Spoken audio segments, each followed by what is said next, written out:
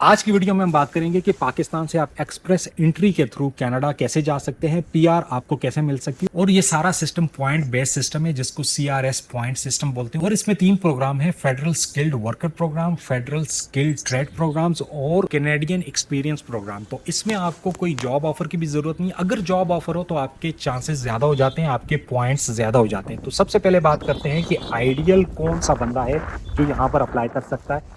कम से कम आपके पास बैचलर्स की डिग्री होनी चाहिए और उसके बाद अपनी डिग्री को आपने वर्ल्ड एजुकेशन सर्विसेज से उसको क्रेडेंशियल करवाना है, यानी कि उसकी वेरिफिकेशन करवानी है। दूसरी जो चीज है वो है आपका आइल्स होना चाहिए और आपके पास कम से कम 7 बैंड्स होने चाहिए। अगर आपका 6.5 बैंड है तो आपका 4 कम हो जाएगा, फिर आपको किसी और जगह से पूरा करना पड़ेगा। लेट से आपका बीएस है तो फिर मास्टर होना चाहिए, क्योंकि मास्टर के 135 पॉइंट्स हैं और बैचलर्स के 120 पॉइंट्स हैं। उसके अलावा आपका जितना ज्यादा एक्सपीरियंस हो अच्छा हो, लेकिन कम से कम आपके पास 1 साल का एक्सपीरियंस हो। मैं आपको रिकमेंड करता हूं कि आपका 3 साल का एक्सपीरियंस हो, सिर्फ तब ही अप्लाई करना, क्योंकि उससे आपका पॉइंट सिस्टम ज्यादा हो जाता है। नेक्स्ट पॉइंट ये है कि आपकी जॉब जो है वो नेशनल ऑक्यूपेशनल क्लासिफिकेशन के अंडर आती है। यानी कि सिंपल लफ्जों में ये बात है कि अगर आप अकाउंटेंट हैं, इंजीनियर हैं, आईटी के प्रोफेशनल हैं, कोई फाइनेंशियल एनालिस्ट है, इवन आप हॉस्पिटैलिटी में काम करते हैं यानी होटल मैनेजमेंट वगैरह की काम करते हैं, तो आपकी डिग्री और एक्सपीरियंस अगर सेम है तो आप इसके लिए एलिजिबल है। इस प्रोग्राम के लिए आइडियल बंदा वो है जिसकी 25 से लेकर 27 ईयर्स एज है। उसके बाद उसके पास एक बैचलर्स या मास्टर की डिग्री है। मास्टर की डिग्री है तो ज्यादा अच्छी बात है।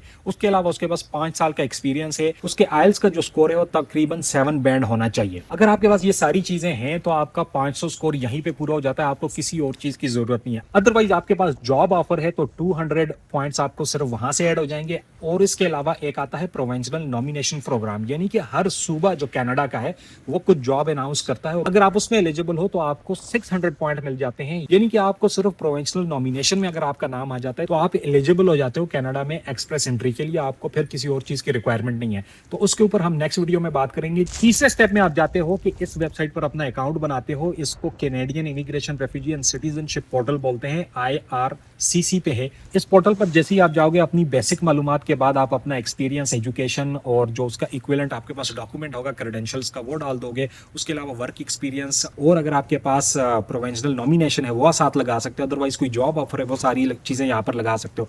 अगर आपके पॉइंट 500 पूरे हो गए तो आप ऑटोमेटिकली इनके लकी ड्रॉ में चले जाओगे। हर कुछ हफ्ते बाद उनका लकी ड्रॉ होता है और उसमें से कुछ जिन लोगों का नाम निकल आता है कैनेडियन गवर्नमेंट उनको इन्विटेशन भेजती है। इन्विटेशन के बाद क्या होता है कि आप वीजा के लिए अप्लाई करते हो। अब ये कनाडा का वीजा कैसे अप्लाई करना है, बिल्कुल आसान तरीका है। मैंने इसके ऊपर मुकम्मल वीडियो बनाई है, एक एक चीज मैंने आपको बताई है। वो वीडियो आप जाकर मेरे प्रोफाइल में चेक कर सकते हो।